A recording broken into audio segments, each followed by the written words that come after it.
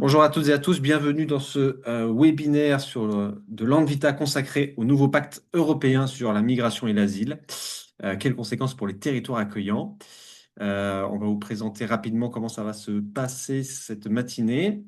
Tout d'abord, vous présenter nos intervenantes. Damien Carême, eurodéputé et coprésident de Landvita, qui interviendra et qui donnera son point de vue vis-à-vis de l'intérieur du Parlement européen. Et Carole Billet, maître de conférence en droit public à Nantes Université, dont la partie ne sera pas rediffusée. Par contre, on pourra mettre à disposition les éléments de son intervention sur demande. N'hésitez pas à nous contacter. Sur le contenu de ce webinaire, nous aurons une introduction pour recontextualiser les éléments afin de pouvoir se rentrer dans le sujet, parce que c'est un sujet un peu complexe, un peu technique, qui nécessite quand même d'avoir des éléments de, de, de cadre. Nous profiterons aussi de ce webinaire pour vous présenter un projet dans lequel Landvita va s'investir à partir de cette année, qui s'appelle un projet européen qui s'appelle Impact Cities et qui est directement lié avec l'entrée en application de ce pacte. On vous reviendra dessus. Ensuite, on aura les deux interventions, celle de Damien Carême, puis celle de Carole Billet.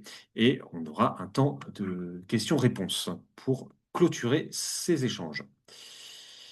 Alors pour commencer, peut-être juste rappeler pour celles et ceux qui ne connaîtraient pas notre réseau, Landvita, Association nationale des villes et territoires accueillants, c'est une association, mais c'est surtout un réseau de collectivités locales, euh, de la commune à la région, en passant par tous les échelons, et d'élus à titre individuel, donc ça peut être des parlementaires, ça peut être des élus locaux d'opposition, des élus et des collectivités donc, qui essaient de se mobiliser sur les enjeux d'accueil inconditionnel sur leur territoire et qui essaient de revendiquer une place vis-à-vis de l'État, notamment sur cette question de politique d'accueil, politique hospitalière.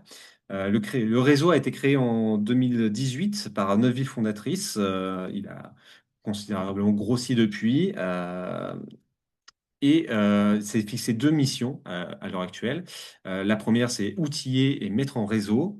Du coup, c'est faciliter du coup les échanges entre les différents membres de cette association pour inspirer les uns et les autres territoires, savoir ce qui peut être mis en place, comment le mettre en place, et outiller un peu comme on le fait ce matin avec ce webinaire afin de donner, avoir des éclaircissements sur des points juridiques, des points législatifs, des points politiques, etc. Ça, c'est la première mission. La deuxième mission est celle de porter un autre discours, donc un plaidoyer en faveur des droits fondamentaux, du respect des droits fondamentaux et de politiques locales qui permettent de porter cet accueil fondamental. Et aussi le fait d'avoir un respect de ce qu'on appelle à l'Anvita le triptyque de l'accueil, c'est-à-dire autour de la table avoir l'État, les associations et les collectivités locales pour travailler ensemble à des dispositifs d'accueil inconditionnel efficaces. Voilà pour le réseau.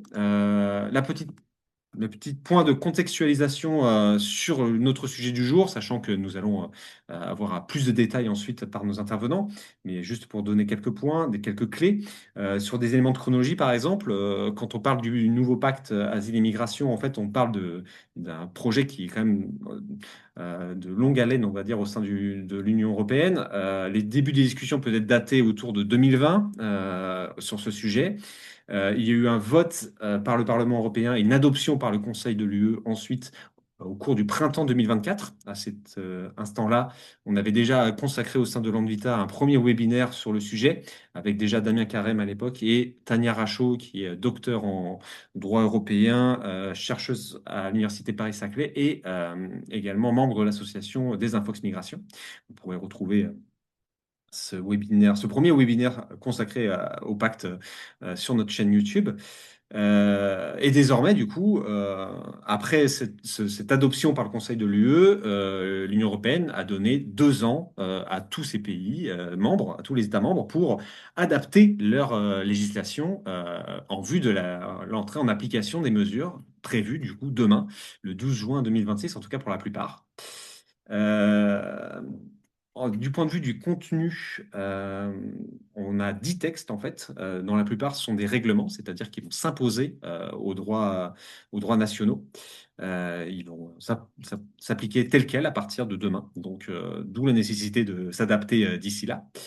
En termes de contenu, bah, on reviendra plus en détail avec nos intervenants, mais on a des textes autour du fichage avec Eurodac, autour du filtrage sur l'entrée au sein de l'Union européenne, sur la gestion de l'asile, donc une façon de revoir le règlement Dublin, sur la procédure aussi, et introduire la situation de crise. On en reparlera aussi.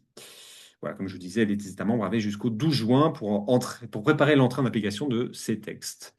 Et il faut savoir qu'en parallèle aussi, on a une actualité, c'est que en parallèle de la mise en application de ce pacte, du coup, de ces 10 textes, on a un autre texte qui est en cours de discussion au sein de l'Union européenne, c'est le règlement retour, dont on reparlera aussi, qui prévoit un certain nombre de choses assez répressives à l'encontre des droits des personnes. Donc des sujets d'inquiétude qui vont nous occuper ce matin. Et juste pour finir ce point de cadrage, donner des éléments de cadrage de la part d'autres organisations qui sont intéressées, des observateurs qui sont intéressés au contenu de ce pacte. Je pense au GISTI par exemple qui désigne ce pacte comme quelque chose qui entérine une grave régression des droits fondamentaux et des personnes migrantes et exilées.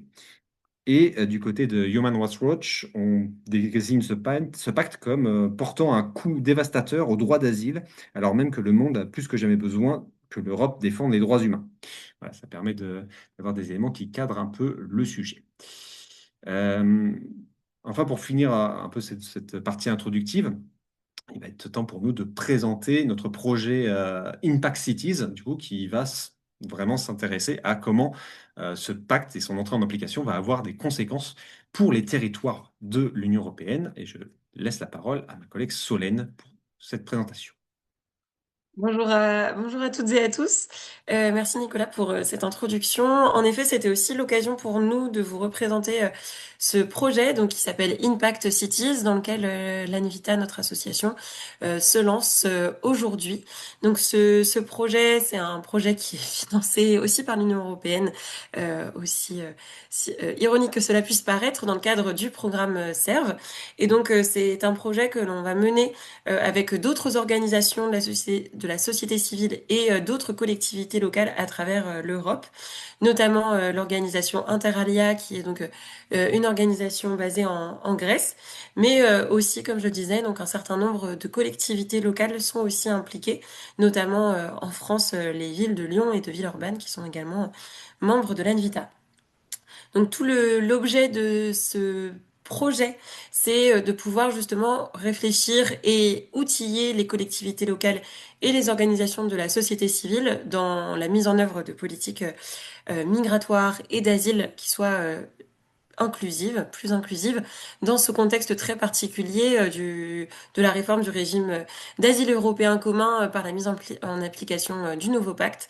Donc la volonté, ce sera justement pendant 2 ans de pouvoir aussi outiller, informer sur ce nouveau règlement, ce nouveau contexte aussi qui va donc s'appliquer sur nos territoires à une échelle aussi très locale évidemment, et donc en particulier aussi réfléchir à comment est-ce qu'on peut lutter contre certaines atteintes aux droits et aussi à quels leviers sont à disposition.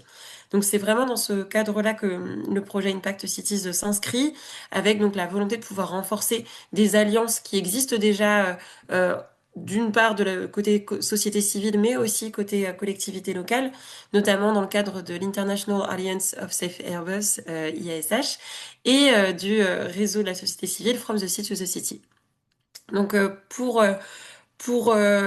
remplir ces objectifs-là, un certain nombre de temps forts seront organisés. La volonté, c'est vraiment de pouvoir, justement, comme je le disais, renforcer les alliances et donc créer des temps de partage et de discussion, d'échange.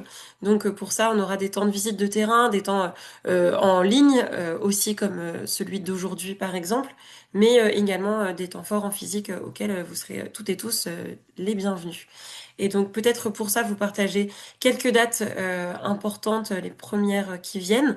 Donc surtout celle du 2 juillet prochain à 14 heures, où se tiendra donc un webinaire organisé par nos partenaires allemands sur justement cette idée de pouvoir mieux comprendre les défis et les opportunités, si on peut appeler ça comme ça, qui se présentent dans le cadre de cette nouvelle réforme. Donc vous avez le QR code sur la slide. Et beaucoup, enfin dans quelques mois, un petit peu plus loin, mais déjà aussi vous partagez la date de début 2027, durant laquelle se tiendra donc un temps fort européen que nous organiserons de concert avec les villes de Lyon et de Villeurbanne. La volonté, ce sera vraiment de pouvoir réunir un ensemble d'acteurs très large, autant côté collectivité locale, société civile, recherche, etc., pour justement aussi porter une voix dans le cadre de cette réforme-là. Et donc aussi dans un temps très particulier, puisqu'en France, ça résonnera aussi avec la nouvelle, enfin les nouvelles échéances électorales, pardon. Voilà. Donc voilà, on vous invite déjà à garder en tête cette date de début 2027 et on reviendra vers vous avec une invitation plus officielle. Merci beaucoup, Solène. Et il ne reste plus qu'à laisser la parole à nos intervenants et à commencer par Damien Carême.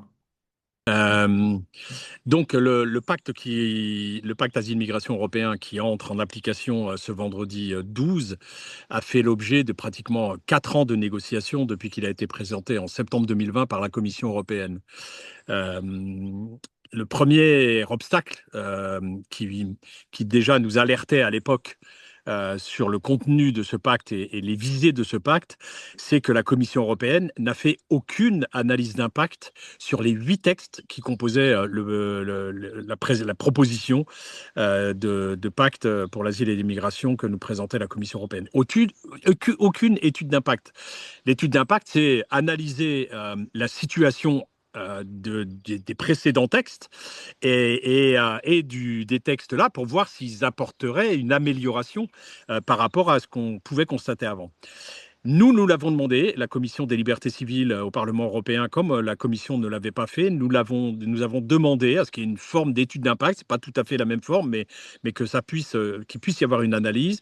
Et c'est le service de recherche interne du Parlement européen qui a fait ce travail. Et en fait, il nous a présenté un résultat qui était assez catastrophique sur le contenu de ce qui nous était proposé par la Commission.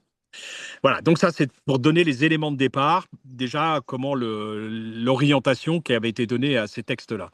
Nous avons donc travaillé les textes. Alors chaque groupe politique a un représentant pour la négociation.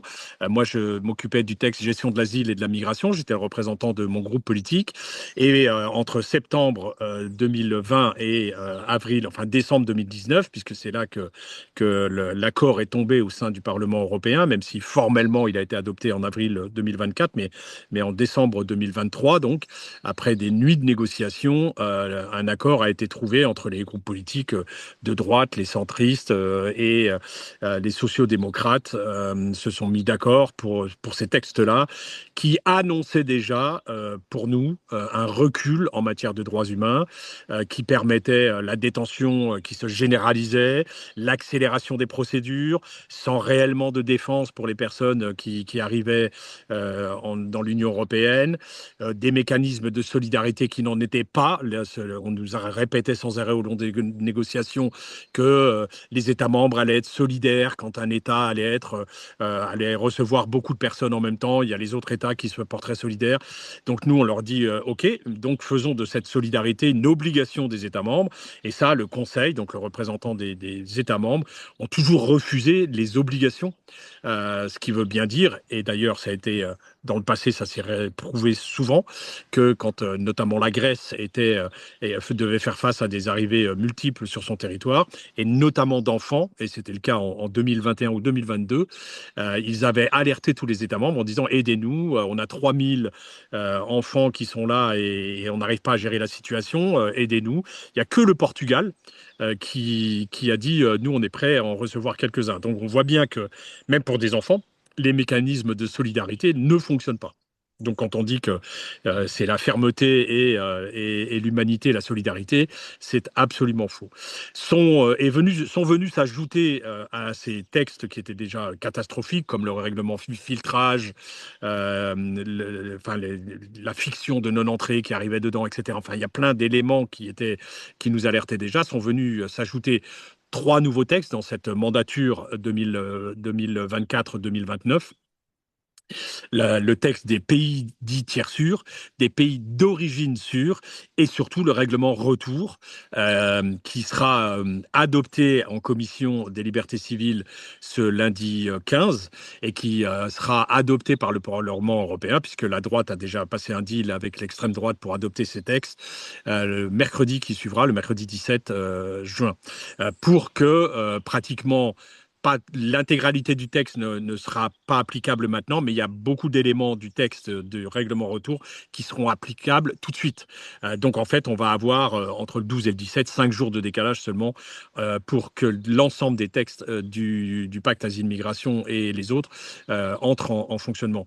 Ces textes, notamment coiffés par le règlement retour, c'est pour moi la dernière pièce à l'édifice qui avait été conçu par la droite, qui était à la ramasse de l'extrême droite sur ce plan-là. D'ailleurs, le règlement en retour, quand il a été adopté en première lecture par le Parlement, l'extrême droite s'est levée dans l'hémicycle pour applaudir, ce qui vous montre bien, ce qui prouve bien qu'en fait, aujourd'hui, c'est l'extrême droite qui écrit les textes au Parlement européen. Donc, il faut aussi que les concitoyennes et les concitoyens européens se rendent compte que même s'ils n'ont pas voté pour eux, majoritairement, c'est eux qui mettent en œuvre leur politique au niveau du Parlement européen.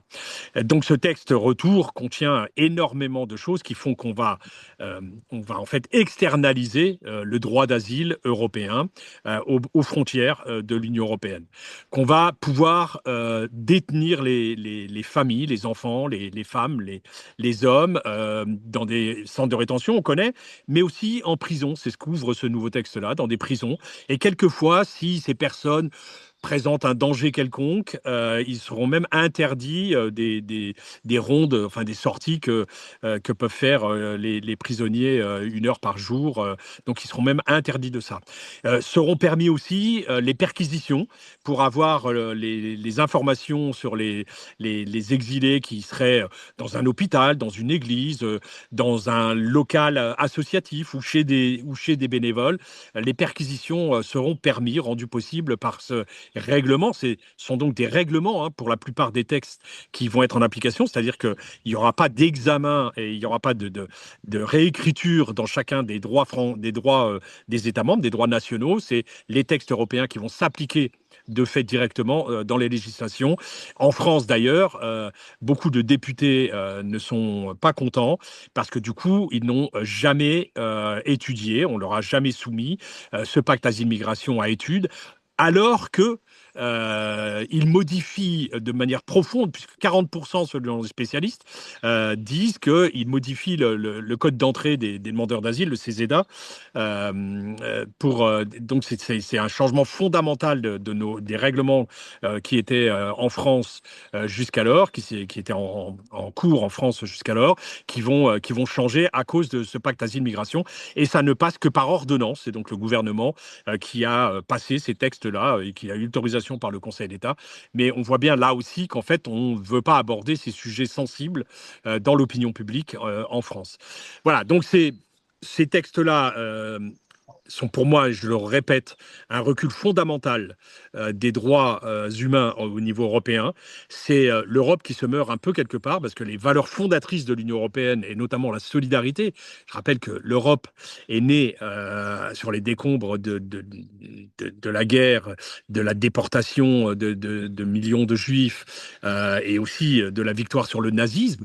Et aujourd'hui, avec ces textes-là, pour moi, et je mesure mes mots pourtant, ça va donner l'objet à des déportations, puisque les personnes qui seront prises sur le territoire français de position irrégulière seront conduites pour la plupart d'entre elles à des procédures accélérées à la frontière, c'est-à-dire qu'on les reconduira à la frontière. On fera comme s'ils n'étaient pas rentrés sur le territoire européen pour faire des études accélérées de leur dossier et les renvoyer quand on n'aura pas l'autorisation du pays du ressortissant, si la personne, je sais pas, elle est soudanaise et qu'on n'a pas l'autorisation du Soudan pour renvoyer cette personne au Soudan, eh ben maintenant on passe des accords avec des pays tiers, on pourra leur renvoyer vers la Tunisie, on pourra leur renvoyer vers l'Égypte, on pourra la renvoyer vers l'Inde, le Bangladesh ou d'autres pays comme cela, dans ces pays dans lesquels ces personnes n'ont aucun lien familial, d'histoire, culturel, etc.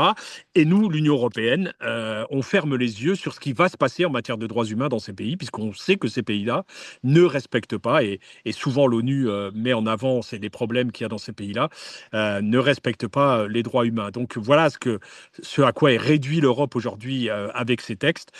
C'est pour moi, la perte du droit d'asile européen, ça va devenir compliqué. La Convention de Genève aujourd'hui sera très peu appliquée. Ils vont limiter le plus possible l'application des textes de la Convention de Genève, mais aussi ces textes-là posent des problèmes avec les autres conventions internationales, celle-là, la Convention de Genève, mais aussi la Convention internationale des droits des enfants, puisqu'on prévoit l'enfermement, on permet l'enfermement des enfants à partir de 6 ans. Elle est aussi en contradiction avec de nombreux passages de la Charte fondamentale des droits humains de l'Union européenne. Voilà, donc on n'a pas de conseil constitutionnel au niveau européen. On a mis le doigt souvent dans les réunions de négociation avec le Conseil et la Commission pour leur dire ça entre ça entre en contradiction avec la Convention de Genève, avec la Convention des droits de l'enfant. Ils en sont bien conscients et ils nous ont dit que la Cour de justice de l'Union européenne et la Cour européenne des droits de l'homme écriront la jurisprudence sur ces textes. Donc voilà, ils vont donner lieu à énormément de recours juridiques, ces textes-là, qui modifieront, je pense, de manière profonde ces textes au fur et à mesure des années. Le problème, c'est que pour porter plainte à la Cour européenne des droits de l'homme ou à la Cour de justice de l'Union européenne, il faut que ce soit les personnes concernées qui portent plainte. Et malheureusement, beaucoup d'entre elles auront été renvoyées dans des pays tiers et on aura peut-être plus de nouvelles de ces personnes pour aller dans les procédures juridiques contre les décisions qui ont fait qu'on on les a rejetées d'Europe. Voilà un peu ce que je peux dire de la philosophie des négociations telles que se sont déroulées et surtout du contenu.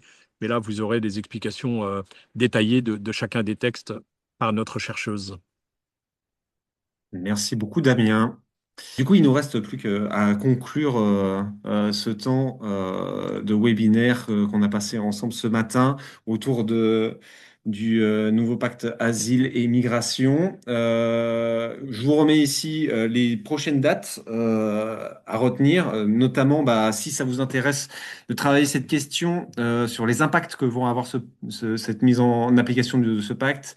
N'hésitez pas à rejoindre du coup le webinaire qui aura lieu le 2 juillet organisé dans le cadre du projet Impact Cities. On vous a partagé déjà le lien dans le chat. Et en ce qui concerne les collectivités, qu'elles soient adhérentes ou non adhérentes à l'Anvita, on va faire 2 sessions de webinaire aussi prochainement, début juillet et début septembre, autour de la présentation d'outils qu'on a développés à destination de collectivités, 3 types d'outils autour des droits, des pratiques et des discours.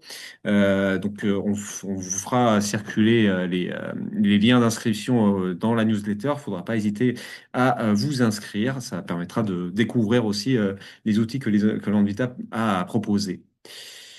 Très bonne journée à Sinon, toutes et très bonne tous. journée à toutes et tous. Et Merci merci de nous beaucoup. avoir suivis.